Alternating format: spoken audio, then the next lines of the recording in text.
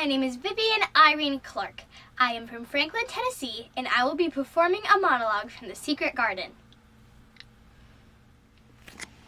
What is that awful noise? Isn't anybody going to stop that boy?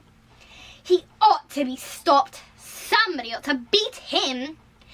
Colin Craven, you stop that screaming! I hate you! Everybody hates you. I wish everybody would run into the house and let you scream yourself to death. You will scream yourself to death in a minute. I wish you would. If you scream another scream, I'll scream too, and I can scream louder than you can, and I'll bite in you. You stop. There's nothing the matter with your horrid back. Martha, come here and show me his back this minute. Where? No, there's not a single lump there, except backbone lumps, and they're supposed to be there. And you can only see them because you're so thin. See, I have them too. And they used to stick out as much as yours do until I began to get fatter. And I'm not yet fat enough to hide them even now. See? There's no lump on your back as big as a pin. And if you ever say that again, I shall laugh at you.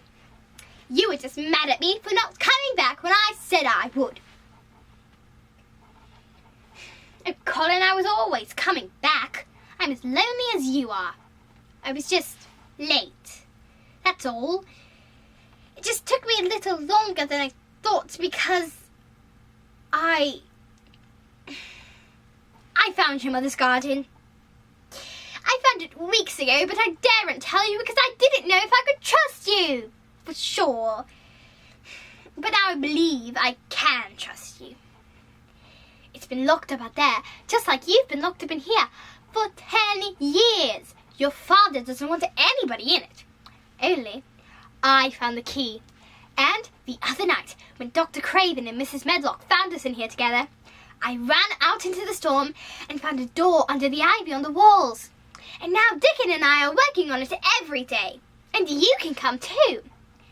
Right now there's this tangle of vines all over everything because nobody's been taking care of it. The roses have climbed and climbed until they hang from the branches in the walls.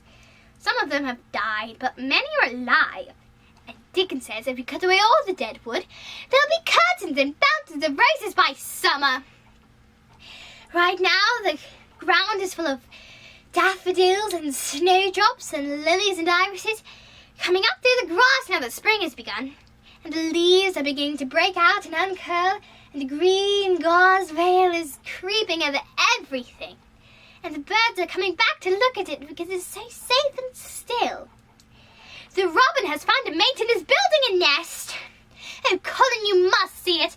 Maybe William could take you out in your wheelchair and leave us on the front steps, and then Dickon could push you through the maze to the garden. But they must never know where we're going, or Ben says Dr. Craven will send me away.